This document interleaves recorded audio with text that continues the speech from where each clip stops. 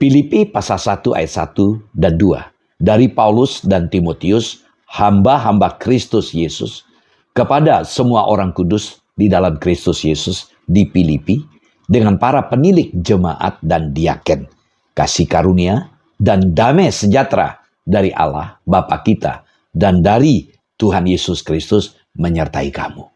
Saudara, dikatakan gereja yang ideal itu bila ada 3 hal dari ayat ini.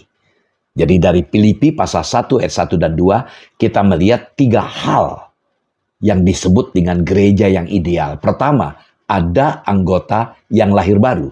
Siapa anggota yang lahir baru? Dikatakan tadi semua orang kudus.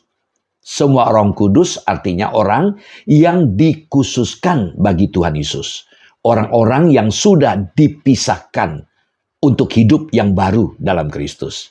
Yang kedua, kita temukan kata di dalam Kristus. Nah, ungkapan di dalam Kristus ini adalah semua orang yang percaya kepada Tuhan Yesus Kristus. Sebagai contoh di Alkitab kita melihat Ibu Lydia. Ya, ini gereja Filipi ya. Ibu Lydia, beliau adalah pengusaha. Kita bisa lihat dalam Kisah 16 ayat 14 sampai 15. Lalu kepala penjara Roma atau pejabat dalam Kisah 16 ayat 33-34. Lalu ada budak yang dirasuk setan. Itu pembantu. Kisah 16 ayat 16-18. Mereka ada di dalam Kristus. Sehingga mereka dikatakan anggota yang lahir baru. Yang kedua, gereja yang ideal.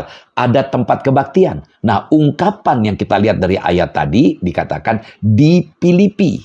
Nah, ungkapan di Filipi ini menunjukkan tempat, kota, lokos di mana mereka beribadah.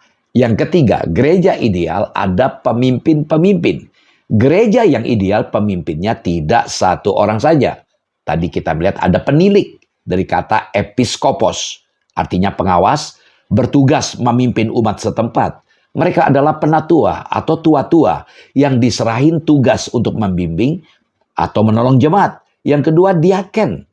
Dari kata Yunani diakonos, yaitu pelayanan meja atau materi. Mereka adalah yang dipercayakan melayani dalam bidang penata layanan. Nah, saudara, sudahkah gereja yang kita layani ideal?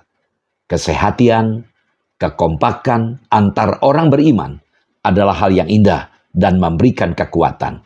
Shalom, Tuhan Yesus memberkati.